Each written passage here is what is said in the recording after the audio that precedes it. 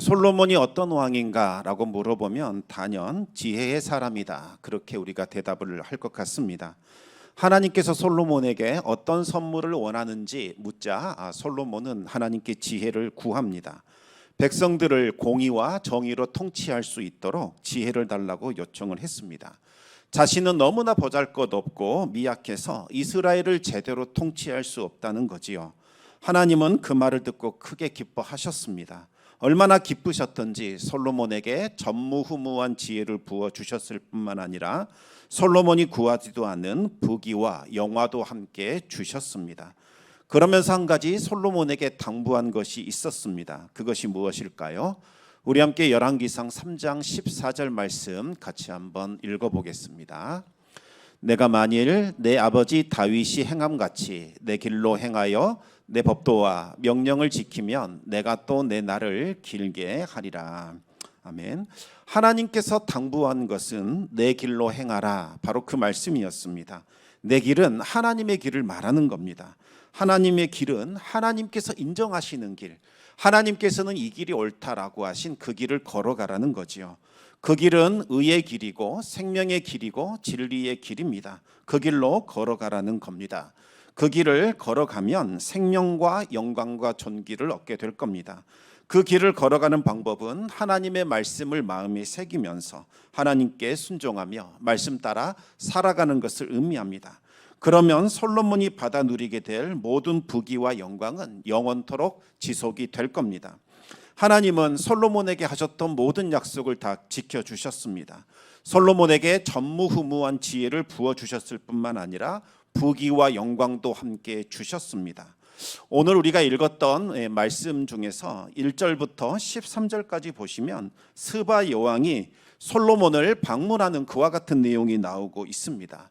맥락 없이 갑자기 튀어나온 것이 아니라 솔로몬이 받은 지혜와 부귀와 영광이 얼마나 크고 대단한 것인지 보여주기 위하여 스바 여왕이 등장하고 있는 거죠. 스바 여왕은 어떤 여왕인가?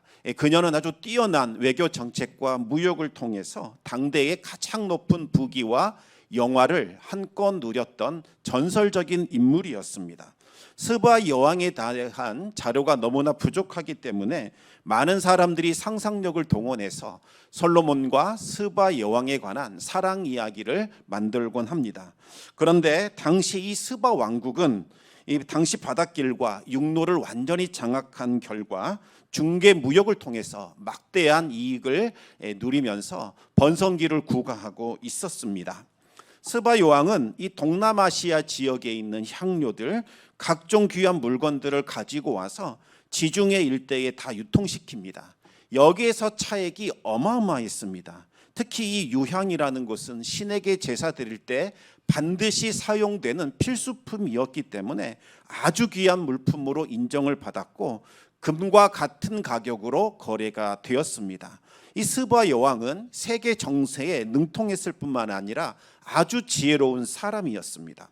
그런데 솔로몬 역시 주변 국가들에게서 거둬들이는 이 세입금 그리고 무역을 통한 엄청난 부를 형성하고 있었습니다. 솔로몬은 정통의 강호인 이 스바 여왕을 위협하는 신흥 강자로 이제 발돋움하게 됩니다. 따라서 두 사람이 충돌하는 것은 시간 문제였습니다. 전설에 따르면 솔로몬이 먼저 선공을 날렸다고 합니다. 솔로몬은 스바 여왕을 도발시키는 편지 한 장을 보내게 됩니다. 당신의 나라는 대단히 풍요로운 나라라고 들었습니다.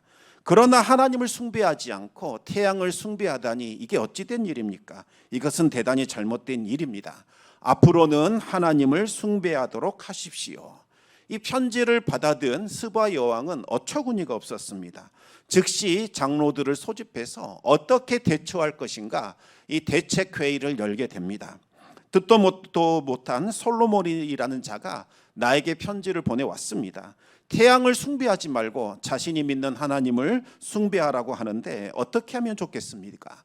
이 장로들의 의견은 분분했습니다. 어떤 사람은 참고 넘길 문제가 아닙니다. 즉시 전쟁을 통해서 코를 납작하게 해줍시다, 이런 의견도 있었고, 상대방의 도발에 넘어가게 되면 그 순간부터 지는 것이니 무시합시다, 이런 의견도 있습니다.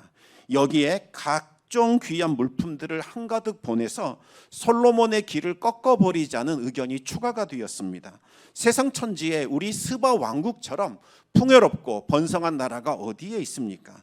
솔로몬이 한 번도 보지 못한 진귀한 물품들을 보낸다면 깜짝 놀라서 기가 죽게 될 겁니다.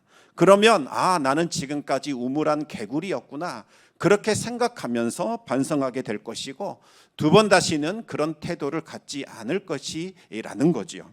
스바 여왕은 그 의견에 마음이 끌렸습니다. 스바 여왕은 자신의 위엄과 권세를 보여줄 수 있을 만큼 엄청난 분량의 금과 은과 보석을 솔로몬에게 보내게 됩니다. 하지만 이 솔로몬은 그것을 받아들고서 깜짝 놀라기는커녕 시큰둥하며 도리어 으름장을 놓았습니다. 우리나라에도 이런 물건들은 산더미처럼 쌓여 있습니다. 아무런 감동도 느끼지 못했습니다. 만약 당신들이 여전히 하나님을 숭배하지 않는다면 군대를 보내어 전쟁을 일으키겠습니다. 스바 여왕은 이 당돌한 편지를 쓴 솔로몬에 대해서 호기심을 느꼈습니다. 진귀한 물품들을 가득 싣고 가서 솔로몬의 길을 죽여놓은 후에 절대로 풀 수 없는 어려운 문제들을 잔뜩 내서 망신을 줘야겠다, 그렇게 독하게 마음을 먹었습니다. 스바 여왕은 희귀한 물품들을 가득 실은 행렬을 이끌고 예루살렘을 향하게 떠나게 됩니다. 얼마나 수행원이 많고 또 얼마나 물품들이 많았던지 낙타의 대열이 어마어마했다고 합니다. 가장 선두에 있는 낙타가 출발하고 나서 마지막 낙타가 출발하는 데까지 걸린 시간, 이것이 무려 3일이 되었다고 합니다. 오늘 본문 2절을 보시면 스바 여왕을 보좌하는 수행원들의 숫자가 어마어마하게 많았을 뿐만 아니라 그들이 가지고 왔던 금과 은과 보석은 여태껏 찾아볼 수 없을 만큼 아주 많았습니다. 솔로몬 왕궁에 도착한 스바 여왕은 여러 가지 어려운 문제로 솔로몬을 테스트했는데 놀랍게도 솔로몬은 막힘이 없이 모두 다 답변을 하게 됩니다. 솔로몬의 그 콧대를 꺾어주겠다던 다짐과 달리 스바 여왕은 솔로몬의 지혜에 완전히 매료당하게 됩니다. 그뿐만이 아니었습니다. 솔로몬이 지혜를 발휘하여 건축한 그 왕궁의 웅장함과 화려함과 거대함에 완전히 압도를 당했습니다. 무엇보다도 솔로몬이 지혜롭게 왕국의 조직을 체계적으로 구성하고 또 질서정연하게 운영하는 것을 보고서 숨이 막힐 정도로 감탄하게 됩니다. 솔로몬의 지혜는 단순히 박학다식의 수준을 넘어선 것이었습니다. 왕실과 공무를 다스리는 데에도 녹아 들어가서 공의와 정의로 백성들을 통치하고 있었던 거지요. 스바 여왕은 솔로몬에 대한 존경의 표시로 막대한 선물을 주게 됩니다. 솔로몬도 그에 대한 답례로 많은 선물을 주었습니다. 고대 시대에 왕들이 서로 선물을 주고받았다는 것은 두 사람 사이에 어떤 통상 조약을 맺었거나 한 사람은 왕으로서 다른 한 사람은 신하로서 봉신 조약을 맺었다는 것을 의미합니다. 솔로몬은 이 스바 여왕과 무역에 관한 조약을 다시 체결하게 되었고 솔로몬의 활동 무대는 더욱더 넓어지게 됩니다. 이제 솔로몬은 스바 여왕보다 훨씬 더 많은 부를 가질 수 있게 되었고 더 이상 스바 여왕은 솔로몬을 능가할 수 없게 되었습니다. 하나님께서 솔로몬에게 지혜를 주시면서 내가 구하지 아니한 부귀와 영광도 내게 주겠다. 그리고 네 평생에 왕들 중에서 너를 능가할 수 있는, 너를 대적할 수 있는 사람이 없을 것이다. 그렇게 약속을 하셨는데 그 약속이 마침내 성취가 된 겁니다. 23절을 한번 보시면 솔로몬 왕의 재산과 지혜가 세상의 그 어느 왕보다 크다고 그렇게 증언하고 있습니다. 그리고 오늘 우리가 읽었던 14절부터서는 솔로몬의 부귀와 영화에 대해서 말씀하고 있습니다. 매년 들어오는 이 세입금이 금으로 666달란트였습니다. 금 1달란트가 대략 한 3.4kg 정도 하기 때문에 합치면 매년 2265kg 정도의 금이 들어온 셈이죠. 이것 외에도 상인들과 무역하는 객상들과 아라비아의 모든 왕들과 나라의 고관들로부터 막대한 양의 금을 받아들였습니다. 얼마나 금이 많았고 얼마나 은이 많았던지 은은 아예 보물로도 쳐주지 않았다. 그렇게 성경이 증언하고 있습니다. 솔로몬은 다른 나라에서 금이나 은과 같은 귀한 보물들을 실어왔을 뿐만 아니라 이스라엘 사람들은 평생 보지도 못했던 코끼리 상아, 원숭이, 인도산 공작과 같은 아주 진귀한 것들도 실어왔습니다. 그래서 이 솔로몬 왕궁에 들어가 보면 진귀한 물품들로 가득 차 있었습니다. 솔로몬이 하나님으로부터 받은 복이 얼마나 크고 놀라운지 오늘 본문을 통해서 우리가 짐작해 볼 수 있지요. 그런데 이 솔로몬은 하나님이 주신 이 복과 하나님이 주시는 은혜를 어디에 사용했을까요? 먼저 솔로몬의 아버지였던 다윗은 어디에 그 모든 은혜를, 복을 사용했는지 한번 살펴보도록 하겠습니다. 우리 함께 역대상 22장 14절 말씀을 같이 한번 읽어보겠습니다. 내가 환난 중에 여호와의 성전을 위하여 금 10만 달란트와 은 100만 달란트와 놋과 철을 그 무게를 달 수 없을 만큼 심히 많이 준비하였고 또 제목과 돌을 준비하였으나 너는 더할 것이며. 다윗의 인생은 솔로몬의 인생과 완전히 달랐습니다. 다윗의 인생은 말 그대로 고난의 연속이었습니다.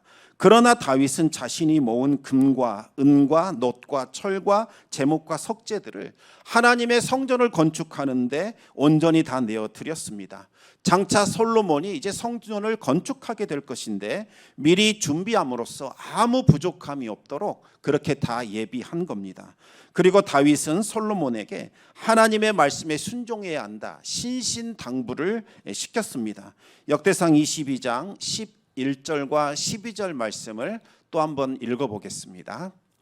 이제 내 아들아, 여호와께서 너와 함께 계시기를 원하며 내가 형통하여 여호와께서 내게 대하여 말씀하신 대로 내 하나님 여호와의 성전을 건축하며 여호와께서 내게 지혜와 총명을 주사 내게 이스라엘을 다스리게 하시고 내 하나님 여호와의 율법을 지키게 하시기를 더욱 원하노라. 아멘. 그렇다면 과연 이 솔로몬은 그 어마어마한 보화들, 그 엄청난 물품들을 어떻게 사용했을까요? 하나님을 위하여 사용했을까요? 그렇지 않았습니다. 솔로몬은 자신의 영광을 위하여 그것을 사용하기 시작합니다. 일례로 솔로몬은 금으로 큰 방패 200개, 작은 방패 300개를 만들었습니다. 큰 방패 하나에 금이 7kg이 사용되었고 작은 방패 하나에는 금이 2kg 정도가 사용이 되었습니다.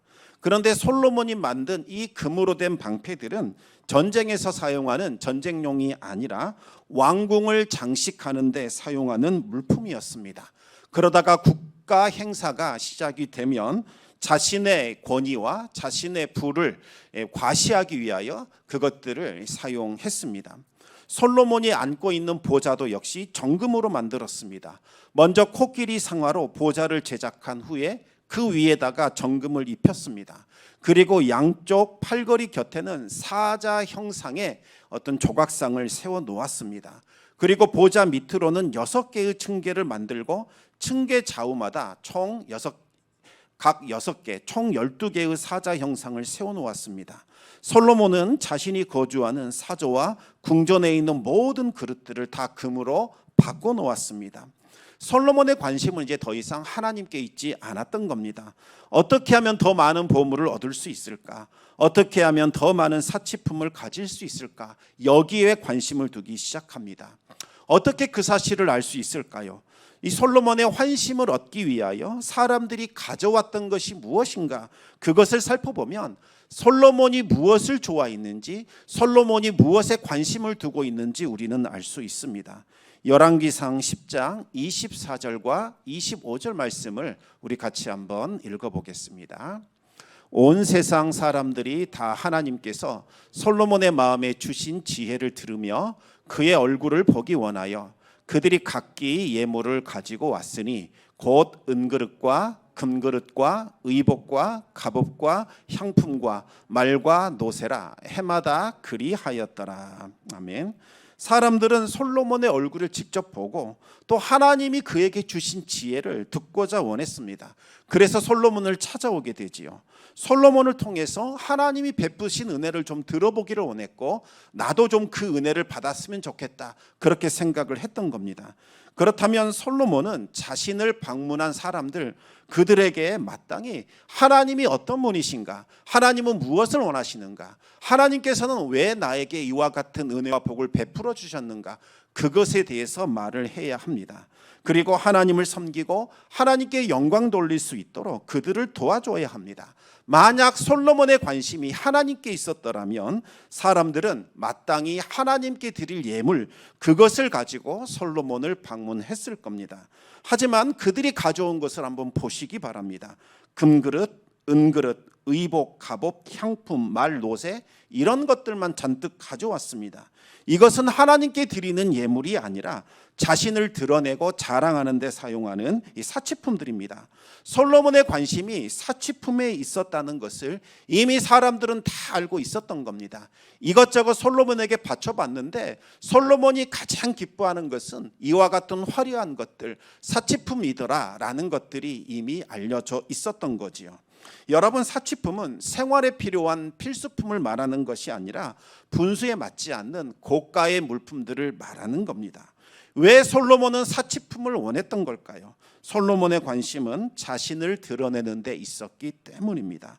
솔로몬의 관심은 이제는 더 이상 하나님께 있지도 않았고 백성들에게 있지도 않았습니다. 오로지 자신을 드러내고 과시하는 데 있었던 거지요. 그리고 솔로몬에게는 수많은 아내와 첩들이 있었는데 그녀들이 원했던 것, 그것 바로 이 사치품들이었습니다.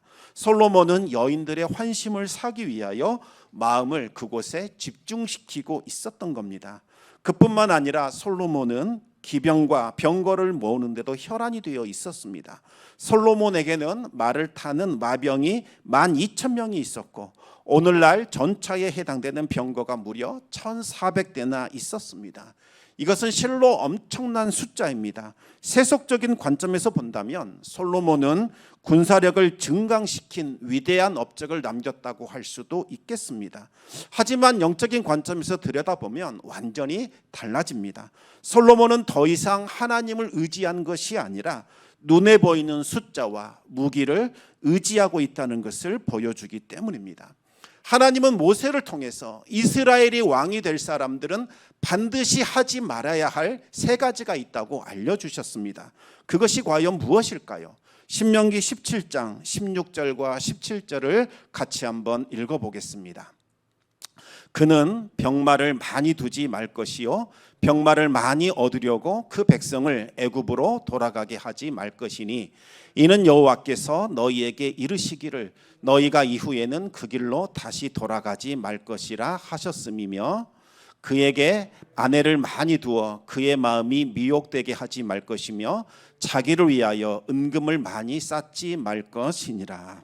아멘. 여러분, 이스라엘을 지키시는 분은 하나님이시지 말과 병거가 아닙니다. 하나님께서 함께하지 않는다면 아무리 수많은 말들이 있고 병거가 있다 할지라도 전쟁에서 이길 수 없습니다.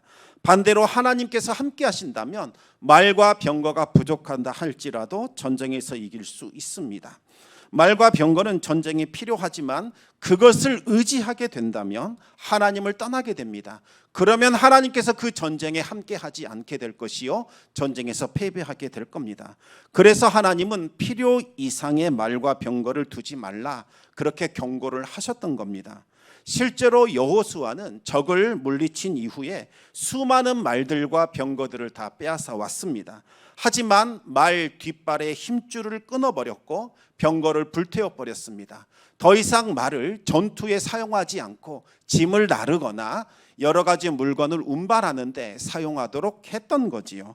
다윗 역시 마찬가지였습니다. 다윗이 블레셋과의 전쟁에서 승리를 거두고 수많은 말들과 병거를 전리품으로 가져왔습니다. 하지만 다윗은 병거 딱 100대만 남겨주고 다 불태웠습니다. 그리고 역시 말 뒷발의 힘줄을 끊어서 더 이상 전쟁용으로 사용할 수 없도록 만들었습니다.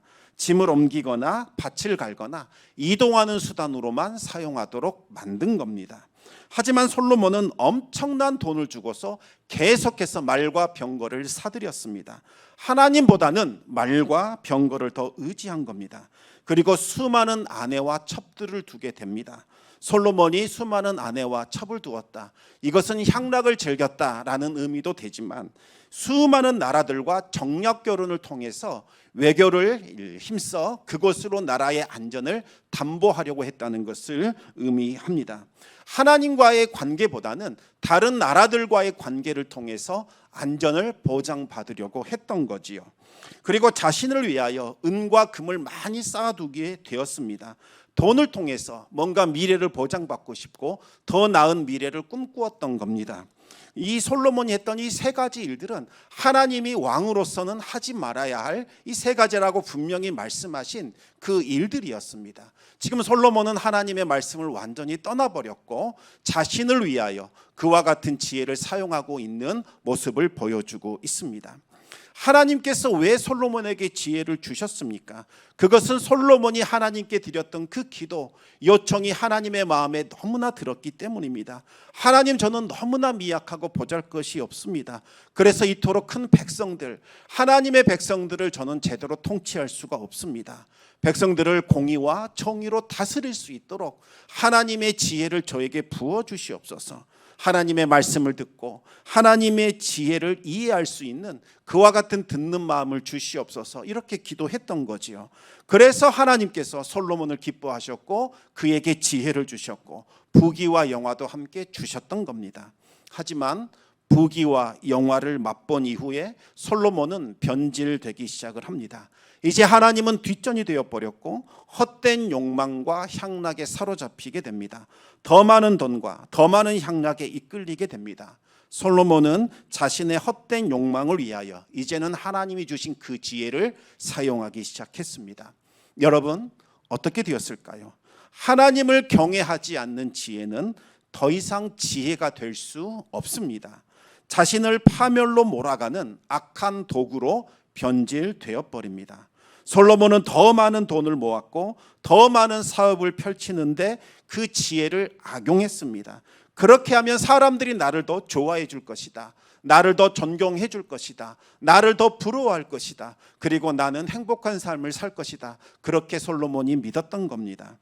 하지만 이런 방식으로는 왕권이 확립되는 것도 아니고 사람들의 존경을 받는 것도 아닙니다.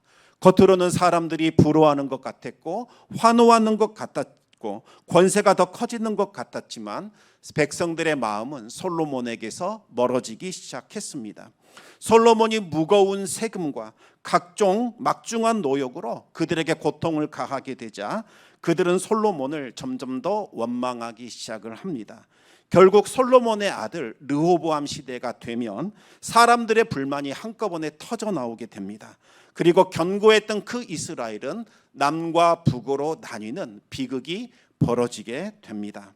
사랑하는 성도 여러분, 이 참된 지혜는 자신을 낮추고 하나님을 경외하는 것, 바로 이것입니다. 하나님께서 지시하신 그 길을 따라 걷는 것을 말하는 겁니다.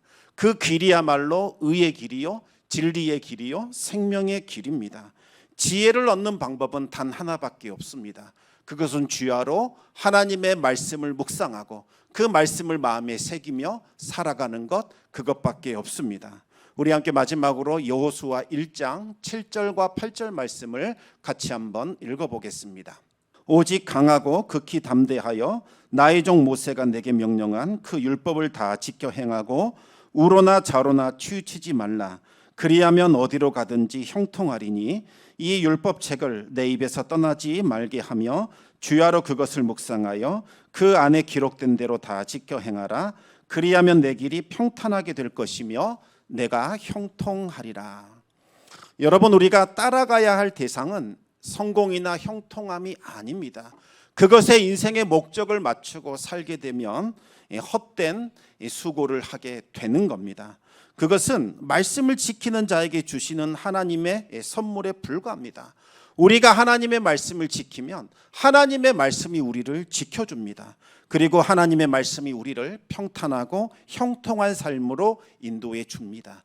이것이 올바른 순서입니다. 순서가 절대로 바뀌면 안 됩니다. 하나님보다 형통함이나 부나 명예나 권세가 먼저가 되면 안 됩니다. 하나님은 그것을 이루어 주는 분, 하나님은 그것을 성취시켜 주시는 분으로 격화시키거나 수단으로 만드시면 안 됩니다. 하나님 한 분만을 인생의 목적으로 삼으셔야 합니다. 하나님의 말씀을 마음에 새기고 하나님께서 기뻐하시는 길을 걸어가시기 바랍니다.